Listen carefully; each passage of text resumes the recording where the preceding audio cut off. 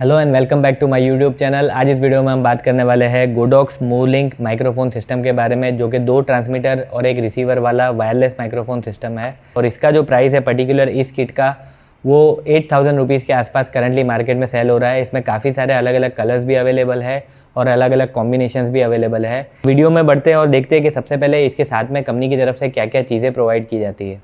So with in the box सबसे पहले तो आपको ये एक बॉक्स मिल जाता है जो कैरी केस है, जो आपका जो डिवाइसेस है अंदर ट्रांसमीटर और रिसीवर उनको चार्ज भी करता है, तो वो इस तरीके का आपको मिलता है। इस तरीके का आपको स्ट्रैप मिलता है जिसे आप बेसिकली इस बॉक्स के साथ इस यहाँ पर अटैच कर सकते हो। और साथ में आपको सी टाइप का केबल मिलता है जो कि बेसिकली आपका ये जो बॉक्स है उसे चार्ज करने में हेल्प करेगा।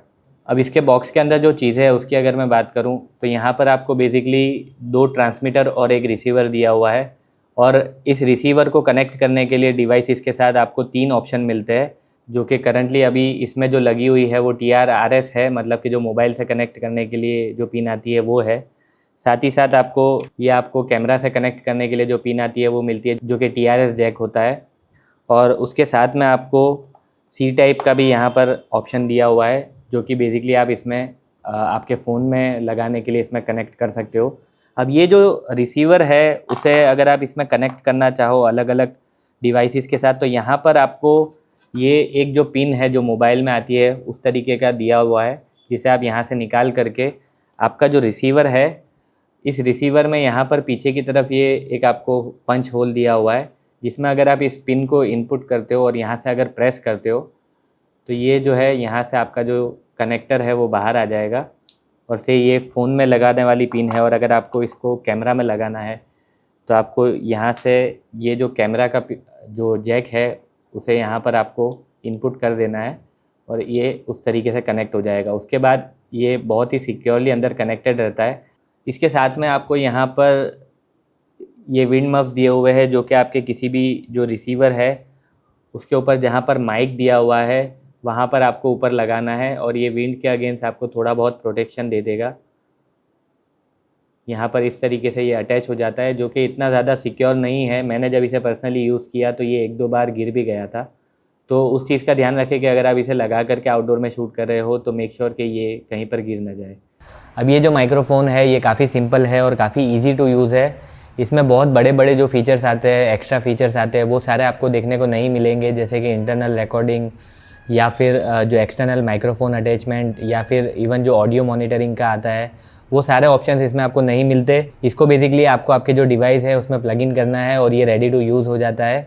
तो ये बेसिकली जो बिगिनर यूज़र्स है उनके लिए बहुत ही अच्छा डिवाइस हो सकता है, बिकॉज़ काफ़ी टाइम पे ऐसा होता है कि बहुत ज़्यादा फीचर्स दिए हुए होते हैं तो वो बहुत ज़्यादा ओवरवेलमिंग भी हो जाता है। अगर मैं इसके बैटरी परफॉर्मेंस की बात करूँ तो इसका जो ट्रांसमीटर है उसका जो बैटरी परफॉर्मेंस है वो 6 आवर्स का कंपनी क्लेम करती है, और जो रिसीवर है उसका 8 आवर्स का कंपनी बैटरी बैकअप क्लेम करती है। और साथ में अगर आप जो इसका बॉक्स आता है उसमें अगर उसको भी काउंट करो तो वो 3 टाइम्स तक का आपको इसका जो रिचार्ज है वो कर सकता है। इसकी जो रेंज है वो कंपनी 100 मीटर की क्लेम करती है, लेकिन वो जो रेंज होती है वो जनरली लाइन ऑफ साइट की रेंज होती है। मतलब कि अगर आपका ट्रांसमीटर और आपका receiver directly line of site में है, बीच में अगर कुछ भी ऑब्स्टिकल नहीं है, तो 100 मीटर का रेंज वो आपको प्रोवाइड करके देगा। लेकिन अगर बीच में कुछ ऑब्स्टिकल आते हैं तो थोड़ा सा आपको जो डिस्टर्बेंस है वो आ सकता है। लेकिन किसी भी जनरल सिनारियो में 20 to 30 मीटर्स या 30 to 40 मीटर्स की जो रेंज है वो मोर देन इनफ हो जाती है। अब ये जो माइक है इसका जो वेट है वो 12 ग्राम्स का है, और इसका जो रिसीवर है उसका जो वेट है वो 14 ग्राम्स का है, जो कि बहुत ही ज़्यादा लाइट वेट और कॉम्पैक्ट है।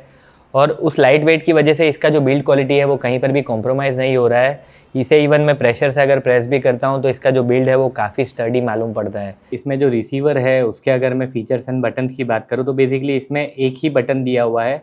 इस बटन से आप बेसिकली जो आपका ऑडियो का लेवल है वो मैनेज कर सकते हो, प्लस आप इस डिवाइस को जो रिसीवर है उसे पावर ऑन एंड ऑफ भी कर सकते हो। अब ये अगर आप इसे 3 सेकंड के लिए लॉन्ग प्रेस करोगे तो ये बंद हो जाएगा, और यहाँ पर आप देख सकते हो कि जो ट्रांसमीटर है वो डिस्कनेक्ट होने की वजह से ग्रीन हो गया है।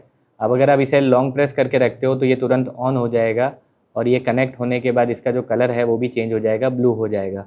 अब इसमें जो ऑडियो का लेवल है उसे अगर आप एडजस्ट करने हो तो बेसिकली 2 तरीके के मोड है, एक -33 और एक -43 वाला मोड है। अगर आप एक बार इसे प्रेस करके हाथ हटा देते हो और पर्पल अगर होता है तो उसका मतलब ये है कि ये -43 dB हुआ है, और अगर आप वापस प्रेस करते हो और ग्रीन ब्लिंक होता है तो उसका मतलब ये है कि -33 dB वाले मोड में ये है। इस 2 तरीके के ही आप ऑडियो के जो लेवल है उसे इससे एडजस्ट कर सकते हो। उसके अलावा रिसीवर से आप डी नॉइज़ या फिर म्यूट या वैसा कोई भी फीचर एक्सेस नहीं कर सकते। अगर मैं अब रिसीवर की बात करूँ तो रिसीवर में आपको बेसिकली एक ही बटन दिया हुआ है जो कि लॉन्ग प्रेस करने पर पावर ऑन एंड ऑफ करेगा, और अगर आप उसे सिंगल प्रेस करते हो तो यहाँ से जो रेड लाइट हो रही है उसका मतलब ये है कि ये म्यूट हो गया है। वापस एक बार प्रेस करते हो तो यहाँ पर ब्लू लाइट हो जाती है, जिसका मतलब ये है कि ये अभी जो ऑडियो है वो ट्रांसमिट कर रहा है। और अगर आप उसे 2 बार प्रेस करते हो और आप देखोगे कि यहाँ पर जो ग्रीन है वो ब्लिंक हुआ, उसका मतलब ये है कि जो डी नॉइज़ मोड है वो इसमें एक्टिव हुआ है। और अगर आप उसे वापस 2 बार प्रेस करते हो तो पर्पल लाइट जो है वो ब्लिंक होती है, उसका मतलब ये है कि जो डी नॉइज़ मोड है वो अब बंद हो गया है। अगर आप बॉक्स के अंदर से रिसीवर और ट्रांसमीटर को निकाल के कनेक्ट करते हो तो कभी भी जब कभी भी आप वो चीज़ करते हो तब ये डी नॉइज़ मोड में नहीं रहेगा, जो नॉर्मल मोड है उसी में रहेगा। आपको डी नॉइज़ मोड हर बार एक्टिवेट करना पड़ेगा जब कभी भी आप इसे बॉक्स के अंदर से वापस निकालते हो तब। और अब देखते हैं कि इसका जो रियल वर्ल्ड परफॉर्मेंस है वो किस तरीके से है, किस तरीके का ये एक्चुअल वर्ल्ड में परफॉर्म करता है। अब आप जो ऑडियो सुन रहे हो वो गोडॉक्स मूवलिंक माइक के थ्रू आ रहा है, और आप सुन सकते हो कि नॉइज़ी एनवायरनमेंट में किस तरीके का ऑडियो ये आपको प्रोड्यूस करके दे सकता है। करंटली बैकग्राउंड में काफ़ी ज़्यादा नॉइज़ है और आप सुन सकते हो कि इसका जो रिज़ल्ट है वो किस तरीके से आ रहा है। और इस सेम माइक में अगर आप नॉइज़ कैंसलेशन ऑन करते हो तो इस तरीके का रिज़ल्ट आप एक्सपेक्ट कर सकते हो। जो गोडॉक्स मूवलिंक है वो करंटली नॉइज़ कैंसलेशन वाले मोड में है, और आप सुन सकते हो कि जो रिज़ल्ट है वो किस तरीके का है, और मेरा जो ऑडियो है उसके ऊपर इसका जो इफ़ेक्ट है वो किस तरीके का आ रहा है, प्लस जो बैकग्राउंड नॉइज़ है उसके ऊपर जो रिज़ल्ट है वो किस तरीके का आ रहा है। सो गोडॉक्स मूवलिंक मिनी का कंट्रोल एनवायरनमेंट में जो परफॉर्मेंस है वो आप चेक कर सकते हो कि किस तरीके का है। करंटली जो नॉइज़ कैंसलेशन वाला मोड है वो ऑफ़ है। डायरेक्टली जो नॉर्मल मोड है उसमें मैं जो ऑडियो है वो आपको सुना रहा हूँ कि किस तरीके का इसका जो परफॉर्मेंस है आप चेक कर सकते हो। अब जो आप ऑडियो सुन रहे हो वो Godox MoveLink mini noise cancellation on करने के बाद किस तरीके का ऑडियो प्रोवाइड करता है वो आप सुन सकते हो।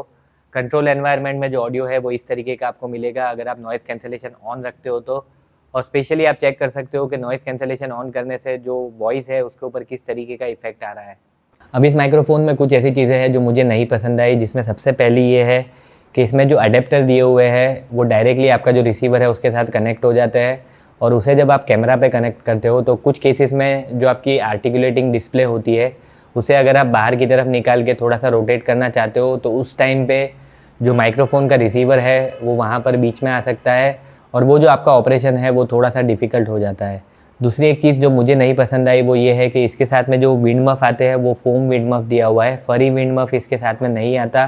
तो फोम विंड मफ जो होते हैं वो एयर के सामने इतना ज़्यादा इफ़ेक्टिव नहीं होते इन कंपेयर टू जो फरी विंड मफ आते हैं उसकी कंपैरिजन में।